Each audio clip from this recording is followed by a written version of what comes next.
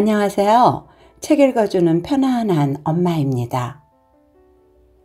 병을 고치지 않는 의사. 의사인 히라노 구니요시에게 따라붙는 수식어다. 2002년 이바라기현 쯔쿠바시의 방문 진료 특화 클리닉을 개업한 후 20여 년간 2,700명의 죽음을 지켜봤다. 그가 돌보는 환자들은 대개 시간이 얼마 남지 않은 사람들이다.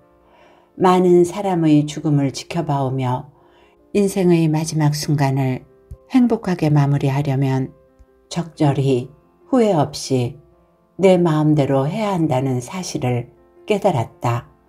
그래야만 본인뿐만 아니라 남겨진 이들도 행복할 수 있다는 말을 전하고 싶어 이 책을 썼다. 후회 없이 내 마음대로. 비아북에서 출판했으며 구수영님이 옮겨주셨습니다. 히라노 구니요시 지음. 후회 없이 내 마음대로.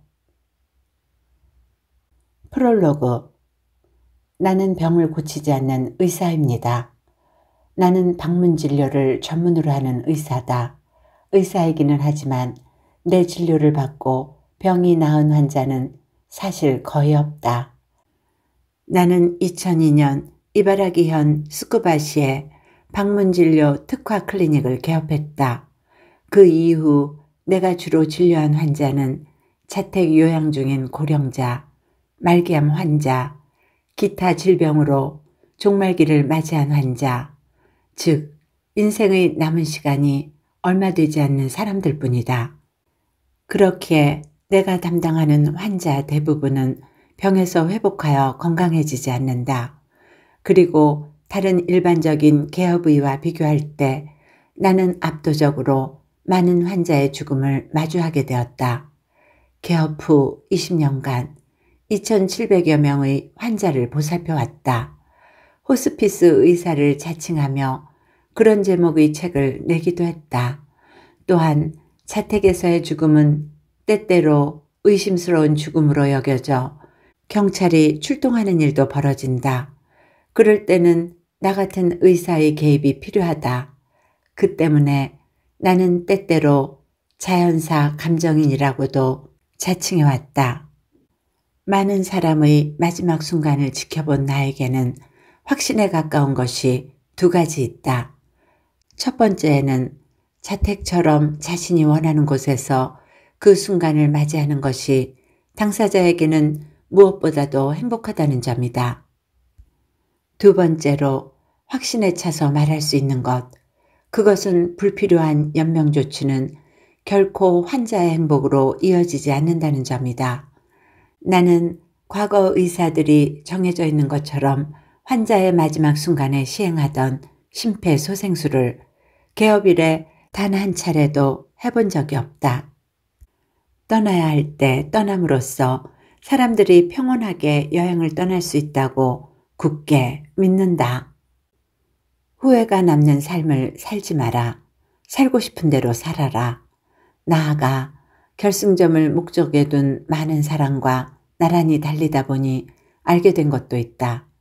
인생의 마지막을 살고 싶은 대로 살고 죽고 싶은 대로 죽음으로써 그 사람의 생명이 더 빛난다는 점이다. 그야말로 사람은 꺼지기 전에 가장 밝게 빛나는 법이다. 그러나 자칫 주변의 눈에는 제멋대로인 것처럼 비칠 수 있다. 그도 그럴 것이 가족의 간호가 없으면 생활을 영위할 수 없는 사람, 행정기관의 뒷받침이 없으면 생활이 불가능한 사람, 의사의 도움 없이는 살아갈 수 없는 사람, 대부분이 주위의 누군가에게 신세를 지고 있기 때문이다. 그런 사람들이 제멋대로 행동하면 도와주는 그 누군가의 손은 적지 않게 성가셔진다.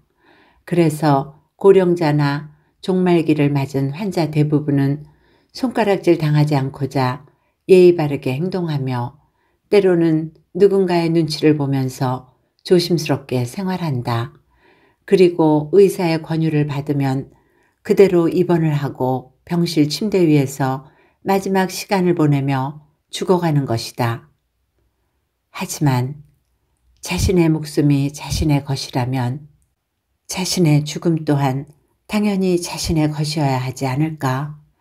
그렇다면 얼마 남지 않은 아주 짧은 시간만이라도 마음 가는 대로 제멋대로 굴다가 죽는 것이 무엇이 나쁘단 말인가? 나는 사람의 최후란 목숨을 완전히 불태우는 순간이라고 생각한다. 그때 제대로 불타려면 사람은 제멋대로 살아야만 한다. 인생의 마지막 고비에는 더욱 악착같이 살아야 한다. 2700명의 스승이 가르쳐준 것.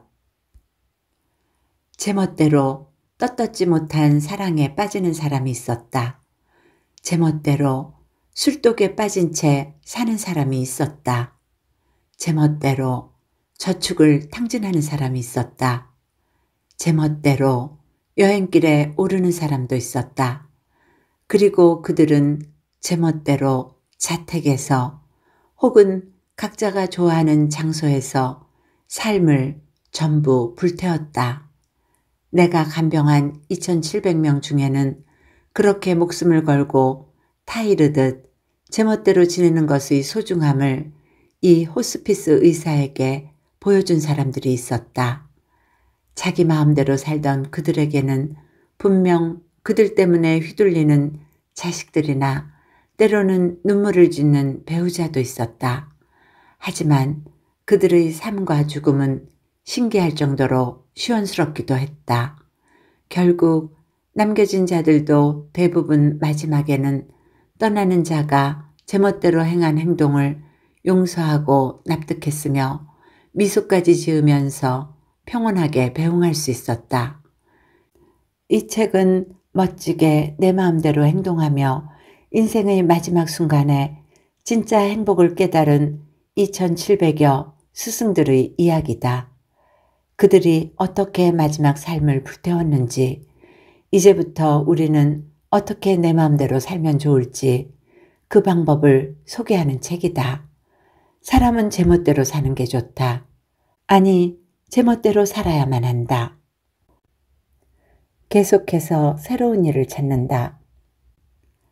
2002년 방문진료 특화 클리닉을 개업한 이후 많은 환자를 호스피스 간병해 왔는데 그 과정에서 환자의 임종을 지킬 수 없는 가족이 꽤 많다는 사실에 놀라기도 했다. 그리고 그 상황은 가까운 미래에는 인생의 마지막 장소를 찾을 수 없어서 간병 난민이라고 불러야 할지도 모르는 고령 환자나 종말기 환자가 다수 출현할 것이라는 사실을 말해준다. 그리하여 나는 클리닉을 개업할 때부터 경영 파트너와 상담하여 호스피스 플랫폼을 개설하고자 생각했다. 이에 따라 2013년에 정원 98명의 재택형 유료 양로원을 개설했다. 2019년에는 같은 부지 내에 소규모 다기능형 재택 간호시설도 개업했다. 그 양로원에서 2022년에 85세로 천명을 다한 여성을 나는 애정을 담아 붉은 악마라고 불렀다. 붉다라는 것은 머리카락의 색을 말한다. 그녀는 80대에 펑크록을 부르는 가수처럼 머리를 새빨갛게 물들였다. 그리고 악마란 그녀의 삶의 방식을 표현한 것이다. 언제 어느 때든 상식에 사로잡히지 않고 주변에 동조하지 않으며 자유롭게 하고 싶은 것을 마지막까지 한다. 그렇다. 제멋대로로 가득 찬 삶을 용기 있게 관찰하는 그녀의 삶의 자세를 보고 나는 그녀를 붉은 악마라고 명명했다. 악마라는 별명을 붙이기는 했지만 당연히 나를 비롯한 시설 스태프들이 그녀에 대해 부정적인 마음을 갖는 일은 전혀 없었다. 오히려 그녀가 다음으로 무엇을 할지 모두들 몰래 기대했다. 지금까지 해본 적 없는 일을 할래. 그녀는 기타 칸토 지방 출신으로 토목회사를 운영하는 집의 막내딸로 태어났다고 한다. 어렸을 때 그녀의 집은 지역의 댐 건설이나 철도 건설로 꽤 번성했다고 한다. 식사는 항상 많은 노동자와 함께 했어. 하룻밤 자고 한 끼 얻어먹으려고 흘러들어오는 남자들이 집에 언제나 가득했지. 그 후 그녀는 도시의 동경을 품고 도쿄의 단기대학에 진학했다. 부모는 여자 기숙사에서 지내길 바랐다고 하지만 그럼 재미없잖아 하고 친구들과 연립주택을 같이 빌려서 자유로운 학창시절을 보냈다고 한다. 졸업 후 곧장 최초의 결혼과 이혼을 경험하고 이혼 후에는 새롭게 취직을 했다. 아직도 있는 유명한 저작권 관리 단체인데 취업 후에야 내가 비정규직이라는 사실을 알게 됐어. 그래서 크게 분개하고 한바탕 말썽을 부렸지. 그렇게 정규직 자리를 차지했어. 악마의 일면을 들여다본 것 같은 에피소드였다. 그때부터 그녀는 주변에 휘말리지 않는 성격을 확실히 보유하고 있었다. 해당 단체에서 정년까지 일한 그녀는 정년 직전이 되어 그동안 오래도록 교제하던 남성과 재혼을 하게 되었다. 하지만 축하받아야 할 이 결혼식 연회 자리에서도 악마는 본심을 발휘했다. 남편의 고향 지역의 오래된 풍습이라는데 친척 일동이 같은 묘에 들어가야 한다고 그러는 거야. 참지 못하고 말해버렸지. 웃기지 마. 나는 이 사람과 결혼한 것뿐이지 당신들과 결혼한 게 아니야. 라고 축하연의 분위기가 완전히 깨졌지 뭐. 그녀는 그렇게 말하고 새빨간 머리카락을 마구 흐트리며 호쾌하게 웃었다. 그 사건 이후 남편의 친척은 뒤에서 그녀를 귀신이라고 불렀다고 하니까 내 장명 센스도 완전히 꽝은 아니었는지 모른다. 그 후 사랑하는 남편을 먼저 보내고 오랜 기간 혼자 살았다고 한다. 사랑하는 사람과의 이별은 꽤 괴로웠다라고 그녀는 뒤돌아봤다. 오래도록 울적하게 지냈어. 그러다가 이대로는 안 돼 라고 생각했지. 무언가 찾아야 해. 지금까지 한 적 없는 것을 하자 라고 스스로를 격려하며 그녀가 뛰어든 곳은 연극의 세계였다. 당시 이바라기현 우시쿠시에서 살던 그녀는 일단 신문 광고에서 본 극단의 지역 지부에 등록한 후 연극 연습을 시작했다. 근데 말야, 시골 지부였기 때문인지 우리 지역은 아이 역할밖에 없더라고. 너무 짜증이 나는 거야. 이렇게 웃는 얼굴로 독서를 내뱉는 악마. 어쩔 수 없이 고령의 극단원도 많이 소속되어 있는 도쿄의 본부까지 다니게 되었다고 한다. 그곳에서 첫 무대를 경험할 수 있었어. 우라시마 따로. 위기에 처한 거북이를 구해준 대가로 용궁에 갔다 돌아오는 이야기를 모티브로 한 이야기로 내가 맡은 역할은 심해어였어. 심하지 않아? 배우로서 악마는 더욱 높은 곳을 목표로 삼았다. 다음으로 그녀가 문을 두드린 곳은 유명한 연출가가 사이타마 현에 설립한 실버 극단이었다. 약 1600명이나 되는 사람이 응모한 가운데 그녀는 훌륭하게도 입단에 성공했다. 그뿐 아니라 주인공인 줄리엣 역할마저 차지하게 되었다. 나아가 실은 여기서 새로운 남자친구가 생길 뻔하기도 했어. 라고 그녀는 의미심장한 미소를 보였다. 응모한 1600명은 대부분 여성이었지. 나와 마찬가지로 연극 초보뿐이었고, 하지만 몇 되지 않는 남성들은 모두 멋진 데다가 어렸을 때부터 무대를 밟아온 경험자가 많았어. 어느 날 연습을 마치고 돌아오는 길에 도로 위에서 넘어져 옴짝달싹 하지 못하게 된 적이 있었는데 잘생긴 로미오가 달려와서 그녀를 감싸 안고 상냥하게 몸을 일으켜줬다고 한다. 혹시라도 새로운 사랑이 생겨날지 몰라 라고 생각했지? 다음 날 긴장한 채 연습 장소에 갔는데 그 남자 다른 여성 극단원을 꼬시고 있더라. 헛물켠 거지 뭐. 새로운 사랑은 이루어지지 않았고 그녀는 독거 생활을 계속했다. 하지만 이번에는 병마가 찾아왔다. 폐암을 앓게 된 것이다.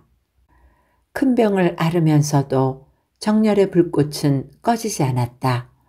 80대가 되어 영어 회화교실에 다니기 시작했으니 말이다. 우리 어렸을 때 영어는 적국의 언어였어. 배울 기회도 없었지. 앞으로 해외여행을 가고 싶다는 생각은 안 해. 계속 품고 있던 영어 콤플렉스를 어떻게든 살아있는 동안 극복하고자 생각한 것뿐이야. 내가 그녀와 처음 만난 것은 폐암이 발병하고 2년 정도 지난 2022년 무렵이었다. 진행성 폐암을 앓으며 입퇴원을 반복하다가 체력이 떨어지기도 해서 입소할 시설을 검토할 때였다. 그래서 악마답지 못한 약한 모습도 보였다. 인생의 남은 시간은 그렇게 길지 않다. 그리고 어떤 의미에서 어디까지든 내키는 대로 살아온 그녀에게는 의지할 만한 일가 친척이 단 한 명도 남아있지 않았다. 하지만 처음 대면하는 그녀에게서 지금까지의 인생 이야기를 들은 나는 부디 마지막까지 저희 시설에서 돌봐드릴 수 있게 해주세요. 라고 고개를 숙였다. 물론 내가 경영하는 시설의 매출로 연결하고 싶었기 때문은 아니다. 80대라고는 도저히 생각되지 않는 향상심, 불쾌하지 않게 시원시원한 말투로 말하는 자기 이야기, 나와 다른 스태프 모두 그녀의 삶에 매료된 것이다. 이 붉은 머리 여성의 인생 종반을 같이 달리고 싶다. 그녀의 삶을 마지막까지 지켜보고 싶다. 솔직히 그렇게 생각했다. 그것은 그녀가 가진 악마의 매력 덕택이었는지도 모른다. 나는 케어 매니저에게 꼭 그녀의 앞으로를 지켜볼 수 있게 해달라고 부탁했다. 담배가게 사는 사람의 상쾌함. 최초의 만남으로부터 며칠 후 그녀는 내가 운영하는 시설에 입소했다. 입소 당시에는 이제 끝인가 라고 생각될 정도로 몸 상태가 악화되기도 했지만 그녀는 불굴의 정신력으로 훌륭히 다시 일어났다. 산소 흡입을 받으면서도 시설 내에서 여전히 자유롭게 살았다. 전기 주전자를 사용해 취향에 맞게끔 달걀을 삶는 방법이나 인스턴트 라면을 끓이는 방법을 고안해내고는 기뻐하기도 했다. 그런 악마의 이야기가 듣고 싶어서 나는 시간이 있을 때마다 그녀가 좋아하는 디저트를 손에 들고 방을 방문했다. 어느 날 그녀가 내 얼굴을 보며 깔깔 웃은 적이 있었다. 머리가 이상해지신 건가요? 농담을 반쯤 섞어서 내가 묻자 그녀는 그런 거 아니야 라고 대답했다. 그리고 조금 촉촉한 말투로 이야기를 시작했다. 남편이 죽고 난 다음 나는 혼자가 되었잖아. 그런데 이 시설에 들어왔더니 스태프들이 이래저래 말을 걸어주거든. 아픈 곳은 없으세요? 라든지 오늘은 기운이 없으시네요. 라든지 그러다 보니 어쩐지 좋네. 그리워. 라는 생각이 들더라고. 그런 생각을 하다 보니 오래전 고향집 합숙소에서 떠돌이 노동자들하고 밥 먹고 같이 놀던 때가 떠오르는 거야. 인생 이 나이가 되어 마지막 순간에 다시 그 70년 전과 비슷한 삶을 살 수 있다니 정말 눈물이 나올 것 같아. 정말 눈물이 나올 것 같아 라고 말한 그녀의 얼굴에는 그 말과는 정반대로 완전히 만족스러운 웃음이 퍼져 있었다. 그런 산뜻한 미소를 띤 채 그로부터 한 달 후 그녀는 조용히 먼 여행을 떠났다. 오늘 즐길 수 있는 건 뭘까? 내일 하고 싶은 건 뭘까? 붉은 악마는 항상 내일을 바라봤다. 남편과 사별하고 홀로 남았을 때도, 큰 병을 앓고 생각대로 움직이지 못하게 되었을 때도, 그리고 양로원에 입주해서 인생의 남은 시간이 얼마 남지 않았다고 깨달았을 때도, 어떤 상황에 놓여도 그녀는 언제나 자기가 좋아하는 무언가를 계속해서 찾았다. 이른바 계속해서 찾는 제멋대로를 마지막 순간까지 관철한 것이다. 붉은 악마가 보낸 여생은 노후라고 불리는 시간을 사는 모두에게 무척이나 소중한 시사점을 남겨줬다. 나는 과연 언제까지 지금 이 일을 계속할 수 있을까? 마지막에는 어떤 병을 앓고 바닥에 쓰러지게 될까? 그런 것은 지금 생각해봐도 어쩔 수 없는 일임을 알지만 때로는 상상하게 된다. 그럼에도 나도 붉은 악마의 삶의 방식, 죽음의 방식을 모범으로 삼아 마지막 그 순간까지 솔직하게 하고 싶은 것을 계속해서 찾고 싶다. 일이어도 좋고 취미여도 좋다. 지역 이벤트일지도 모르고 집안에서 혼자 담담히 해낼 수 있는 일일지도 모른다. 내가 그녀와 가까운 나이가 되었을 때 나는 무엇을 찾게 될까? 지금으로서는 상상도 할 수 없는 것을 찾고 있을지도 모른다고 생각하면 어째선지 두근두근 가슴이 뛴다. 삶을 불태우는 것은 그저 살아가는 것만은 아니다. 자신이 하고 싶은 일, 되고 싶은 존재를 자각하고 그것을 향해 행동을 일으키는 것이야말로 삶을 불태우는 것이라고 붉은 악마는 나에게 가르쳐줬다. 시키는 대로만 하지 않고 스스로 생각한다. 자식에게 말을 들었기에, 딸이 권유하기에, 텔레비전에서 그렇게 말하기에 그런 이유가 아니라 스스로 생각한다. 좋은 제멋대로의 시작은 스스로 생각하는 것, 상상하는 것. 건강하게 살다가 단번에 죽는 것은 정말 좋을까? 최근 많은 고령자가 죽을 때는 픽 쓰러져서 단번에 죽고 싶다라고 말한다. 그런데 그게 정말 이상적인 죽음일까? 식탁 옆자리에 앉아있던 남편, 텔레비전을 보면서 귤을 먹고 있는 줄 알았는데 괴로워하는 일도 없이 갑자기 쓰러지더니 어느새 숨을 쉬지 않는다. 이것이 그들이 말하는 이상적인 마지막 순간일까? 하지만 그 순간까지 건강하게 살았으니 남편에게는 당연히 방문진료를 오는 주치의는 존재하지 않는다. 즉, 자택에서 갑자기 죽으면 결과적으로 경찰이 찾아오는 사태가 벌어진다. 더군다나 부검도 행해진다. 무엇보다 옆에서 함께 귤을 먹고 텔레비전을 보며 웃던 아내나 가족은 그때까지 건강했던 남편이나 부친이 갑자기 돌아올 수 없게 되었다는 사실을 충분히 받아들일 수 없을 테고 머리가 정리되지 않을 것이다. 몇 살이든 서로 죽음을 각오하는 시간이 필요하다. 즉, 건강하게 살다가 단번에 죽는 임종은 당사자 입장에서는 계속 건강하게 살아온 만큼 불안해할 틈이나 공포에 휘말릴 필요 없이 갑자기 픽 쓰러지는 것이니까 그게 좋을지도 모르지만 남겨진 가족에게는 이 이상 불합리한 일은 없다는 말이 된다. 그런 점에서 비난을 각오하고 말하자면 나는 암으로 마지막 순간을 맞이하는 것이 이상에 가까운 죽음이라고 생각한다. 암이라면 이상적으로 죽을 수 있나? 물론 암은 그 종류에 따라 다르지만 발병 후 극심한 아픔과 괴로움이 동반되는 병이다. 당사자 입장에서 보면 이상적이라고는 입이 찢어져도 말할 수 없으리라. 다만 최근 들어 암은 낫는 병이라는 말이 나온 것처럼 암이라는 병명이 곧바로 죽음을 의미하지는 않게 되었다. 암 서바이버라고 불리는 사람도 많이 존재한다.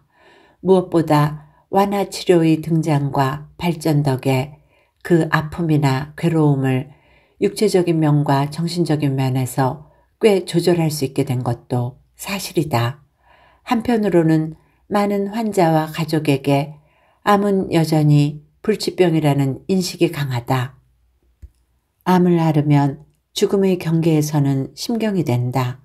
즉, 암을 앓는 사람과 그 가족은 그 경과 시간의 길고 짧음은 있지만 조금씩 죽음을 받아들이고 그 순간을 향해 걸음을 내디딜 수 있다. 당사자는 건강할 때 물리적으로든 정신적으로든 많은 일을 정리하고 여행을 떠날 수 있으며 가족은 배웅하는 마음을 가질 수 있다. 그리고 많은 암 환자는 말기를 맞이하고 일정한 시간이 지나면 그 용태가 급변하고 상태가 크게 악화된다. 그 후 환자의 인식은 날아가고 최종적으로는 아름다움과 괴로운 느낌 없이 숨이 끊어진다. 말하자면 그 직전에는 결코 건강하다라고는 말할 수 없지만 최종적으로는 픽 쓰러진다에 가까운 마지막 순간을 맞이할 수 있는 것이다. 암은 누구나 두려워하는 인류의 천적과도 같은 존재지만 지금 암으로 사망하는 사람이 이렇게까지 늘어난 원인으로는 의학의 발전도 꼽을 수 있다. 과거라면 결핵이나 다양한 유행병으로 임종을 맞이했을 목숨이 극적으로 진보한 의학으로 구원되어 살아나게 된 결과 암이라는 마지막 보스가 등장하게 된 것이다. 의료가 발전한 선진국에서 태어나 죽어가는 우리가 이 마지막 보스를 길들이기란 도저히 불가능하다고 해도 타협하면서 받아들이는 것이 이상적인 죽음에 가까운 방책 아닐까? 선생님, 죽는 방법을 가르쳐 주세요. 죽음이라는 것이 뭐죠?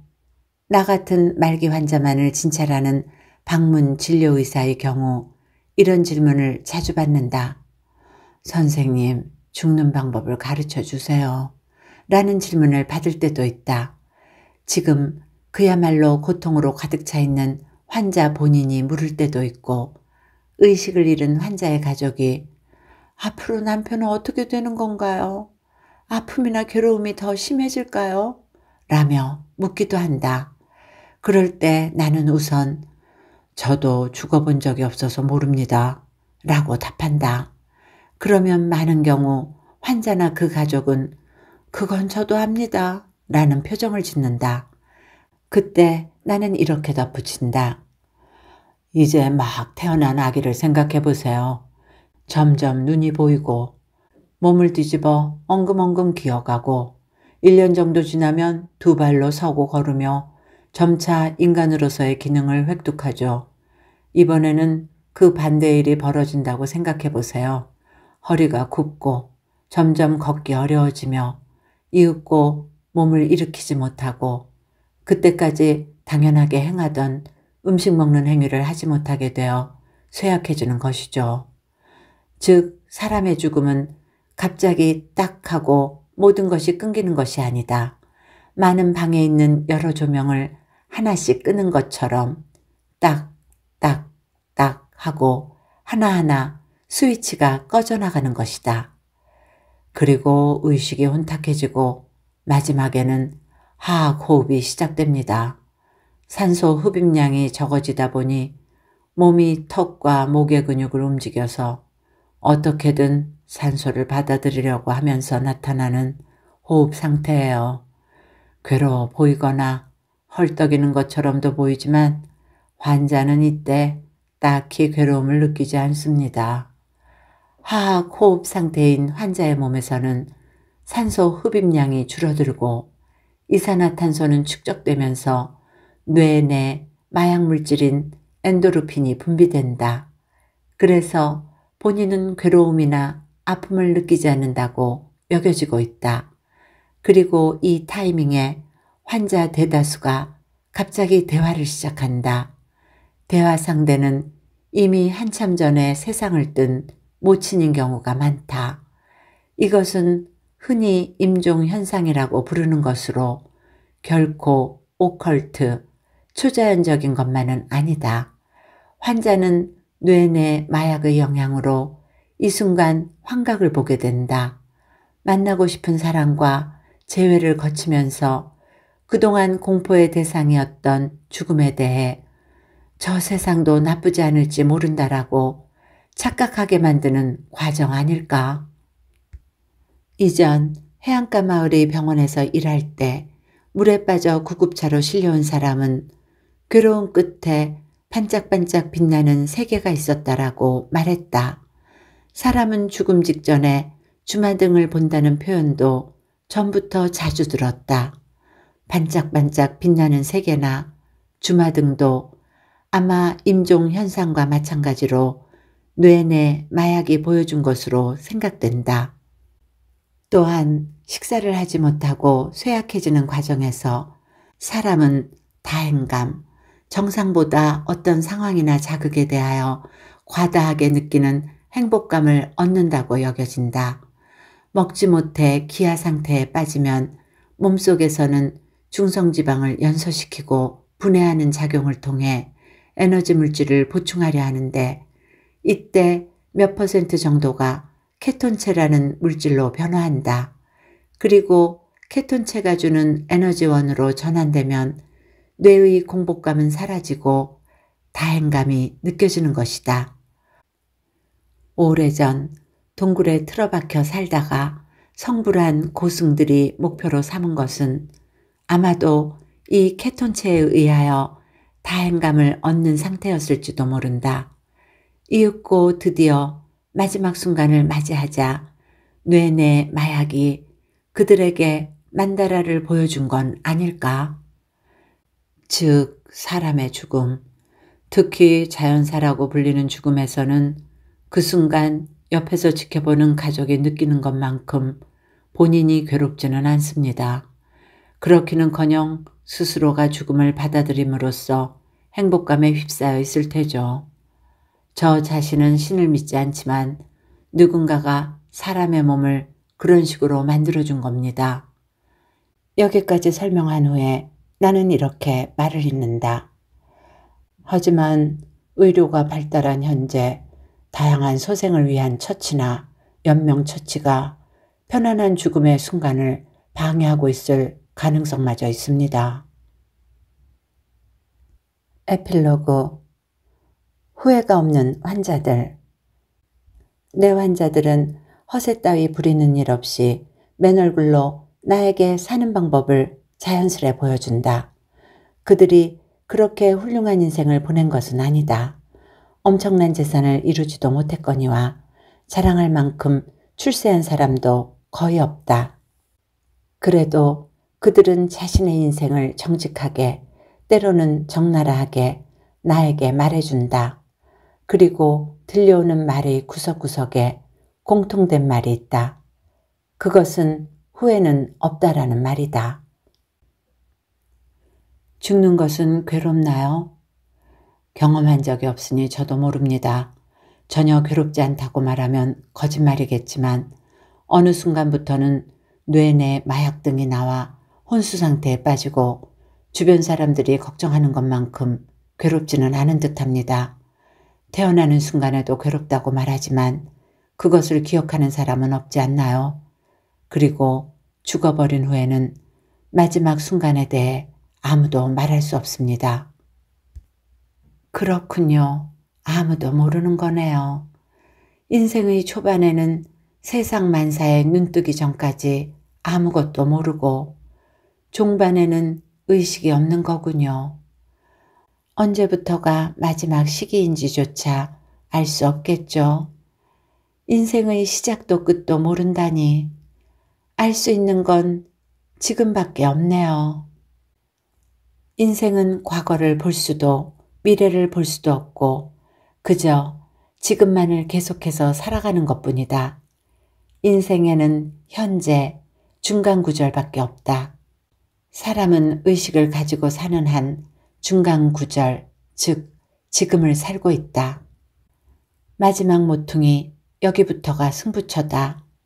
마지막쯤은 내 마음대로 살아도 좋지 않은가. 끝으로 히라노 구니요시.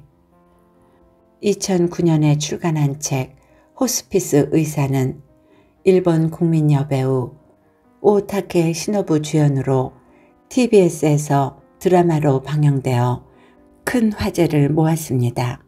그로부터 10여 년 이상 지나 발간된 오늘 읽어드린 책 후회 없이 내 마음대로에서는 노년의 삶에 접어든 사람들이 어떻게 하면 더 행복하게 남은 삶을 불태울 수 있을지 그 사례와 방법을 소개하고 있습니다. 모두 그를 거쳐간 환자들에게서 배운 것입니다. 유용한 시간이 되셨기를 바라며 오늘도 행복하세요.